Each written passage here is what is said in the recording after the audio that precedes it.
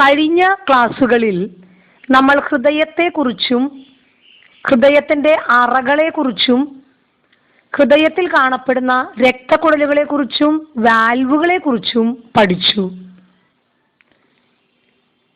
രക്തം ശരീരത്തിൻ്റെ വിവിധ ഭാഗങ്ങളിൽ എത്തിക്കുന്നതിൽ ഹൃദയത്തോടൊപ്പം രക്തക്കുഴലുകൾക്കും വലിയ പങ്കുണ്ടെന്ന് നാം മനസ്സിലാക്കി. In the last classes, we have studied about the heart, its chambers, the blood vessels seen in the heart, the valves seen in the heart. We have already understood that along with the heart, the blood vessels also have a role in circulating blood to different parts of the body. ഹൃദയത്തിൽ നിന്ന് ആരംഭിക്കുന്ന രക്തക്കുഴലുകളെ ധമനികൾ എന്നാണ് വിളിക്കുന്നതെന്നും നാം മനസ്സിലാക്കി കഴിഞ്ഞു. ഹൃദയത്തിൽ നിന്ന് ആരംഭിക്കുന്ന വലിയ ധമനികളാണ് ശുദ്ധരക്തം വഹിക്കുന്ന മഹാധമനിയും അശുദ്ധരക്തം വഹിക്കുന്ന ശ്വാസകോശ ധമനിയും. ധമനികളിൽ നിന്ന് ലോമികകൾ എങ്ങനെ രൂപപ്പെടുന്നുവെന്ന് നമുക്ക് മനസ്സിലാക്കാം. ഈ രണ്ട് വലിയ ധമനികളും ചെറുധമനികളായും ചെറുധമനികൾ ലോമികകളായും മാറുന്നു. ഹൃദയത്തിലേക്ക് രക്തം കൊണ്ടുവരുന്ന രക്തക്കുഴലുകളാണ് സിരകൾ. ഈ സിരകൾ എങ്ങനെയാണ് രൂപപ്പെടുന്നത് എന്ന് നമുക്ക് നോക്കാം. ലോമികകൾ ചേർന്ന് ചെറുസിരകൾ രൂപപ്പെടുന്നു. ചെറുസിരകൾ കൂടിച്ചേർന്ന് വലിയ സിരകൾ രൂപപ്പെടുന്നു. വലിയ സിരകൾ ഹൃദയത്തിൽ അവസാനിക്കുന്നു.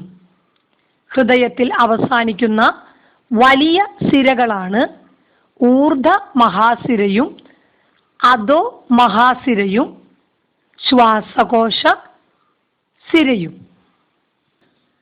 ഊർധ്വ മഹാസിരയും അധോ മഹാസിരയും. അശുദ്ധ രക്തമാണ് ഹൃദയത്തിലേക്ക് കൊണ്ടുവരുന്നതെന്നും നാം മനസ്സിലാക്കി. അതുപോലെ ശുദ്ധരക്തം വഹിക്കുന്ന സിരകളാണ് ശ്വാസകോശ സിരകൾ. ഇങ്ങനെ 3 തരത്തിലുള്ള രക്തക്കുഴലുകളാണ് നമ്മുടെ ശരീരത്തിൽ കാണപ്പെടുന്നത്. അവയാണ് സിരകൾ, ധമനികൾ, ലോമികകൾ. We know the blood vessels starting from the heart are known as arteries. There are 2 large arteries arising from the heart.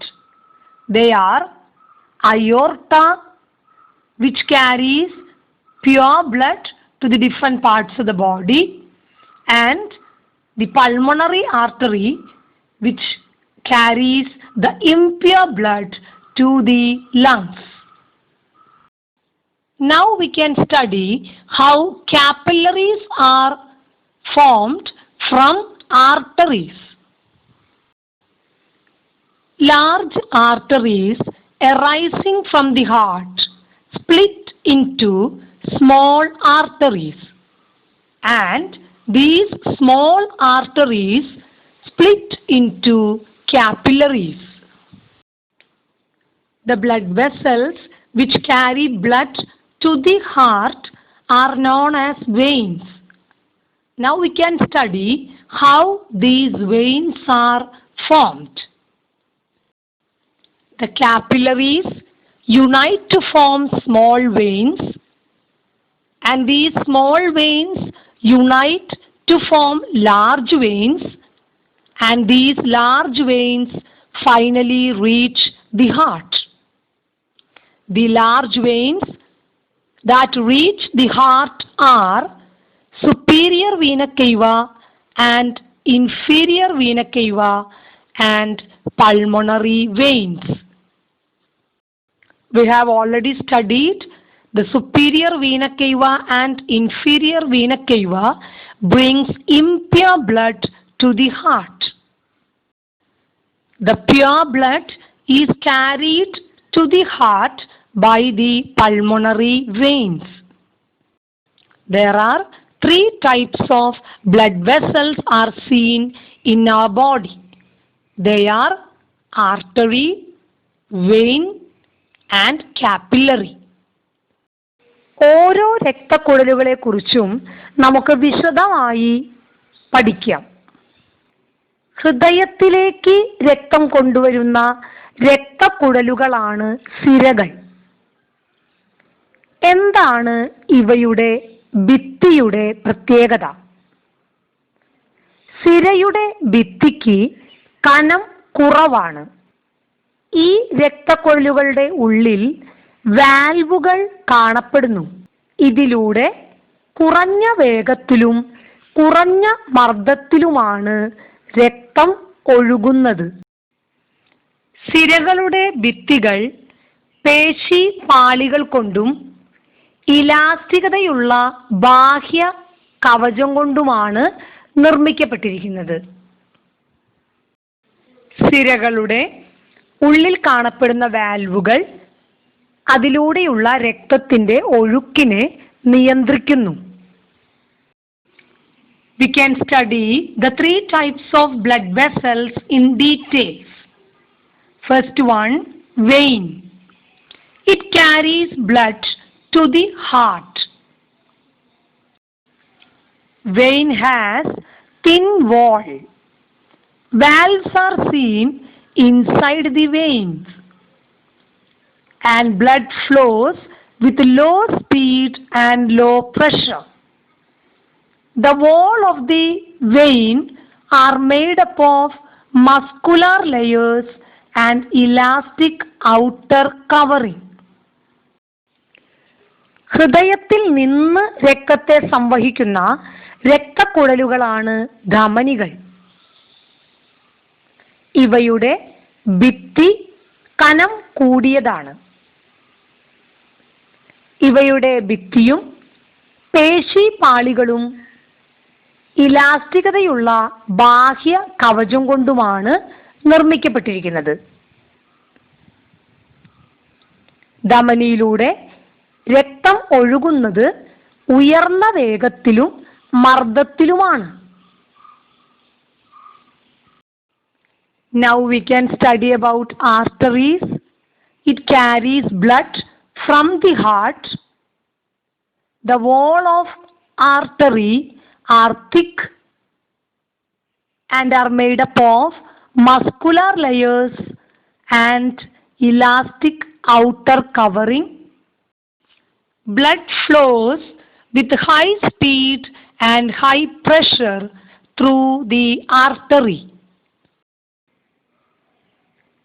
മൂന്നാമത്തെ തരം രക്തക്കുഴലുകളാണ് ലോമികകൾ. എന്താണ് ലോമികകൾ? ലോമികകൾ ധമനികളെയും സിരകളെയും തമ്മിൽ ബന്ധിപ്പിക്കുന്ന നേർത്ത കുഴലുകളാണ്.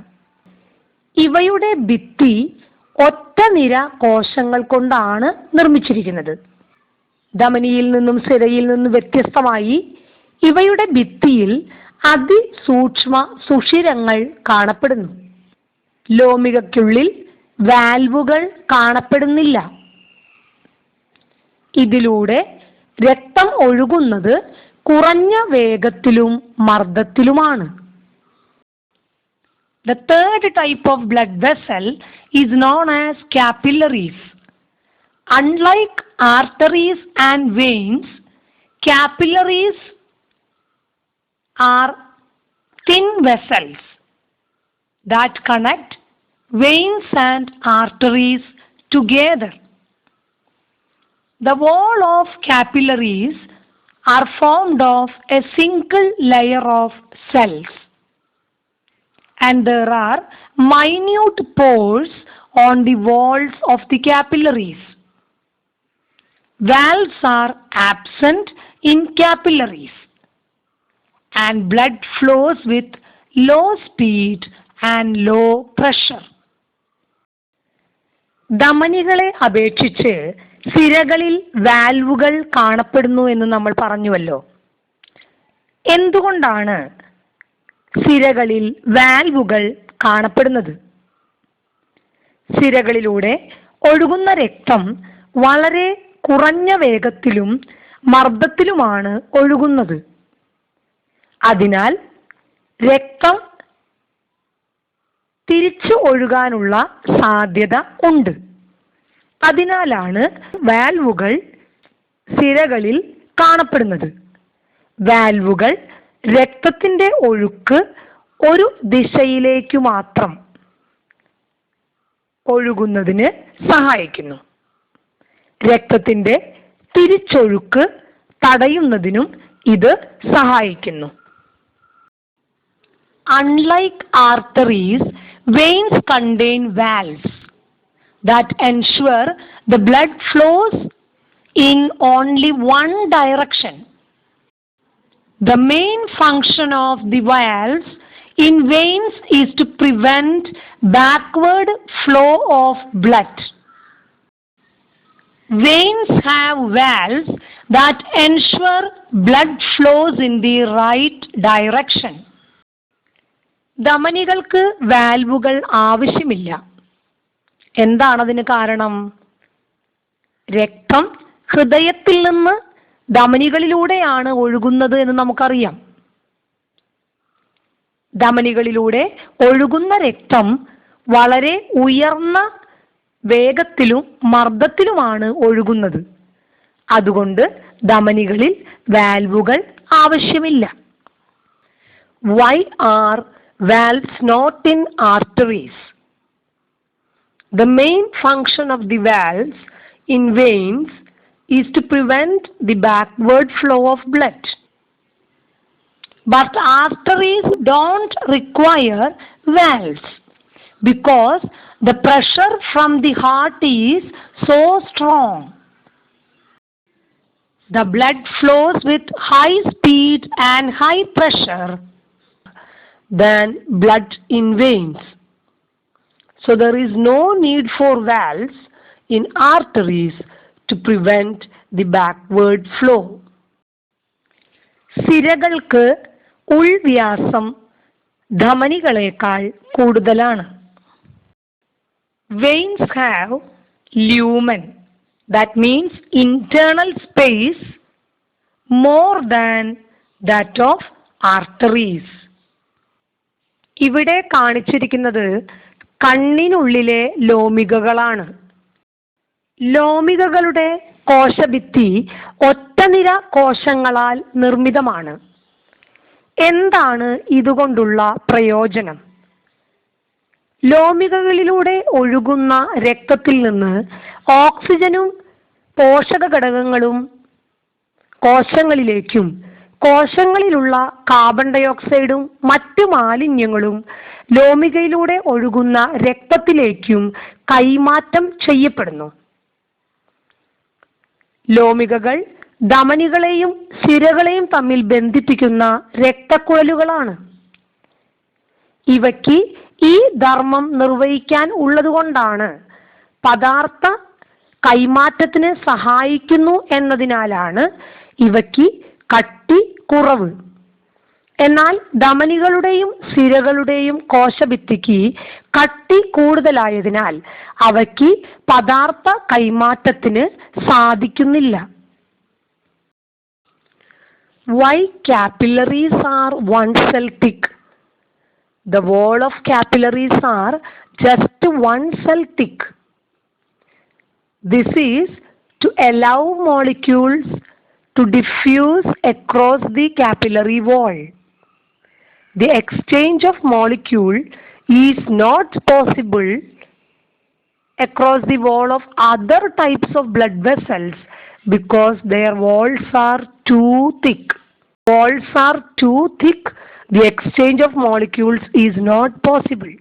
So it is one cell thick.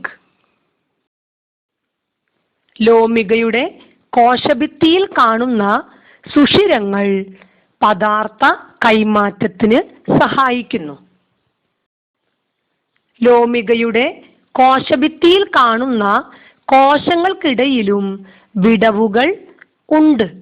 ഇവ പദാർത്ഥ കൈമാറ്റത്തിന്, ലോമികയിലൂടെ ഒഴുകുന്ന രക്തവും കോശങ്ങളും തമ്മിലുള്ള പദാർത്ഥ കൈമാറ്റത്തിന് സഹായിക്കുന്നു. In between the cells of the capillaries, small gaps are seen, and also they contain small pores. This is for the exchange of molecules between the blood and the cells. Text ബുക്കിലെ പട്ടിക 3.1 പൂരിപ്പിക്കുക. Fill the table 3.1 of your textbook.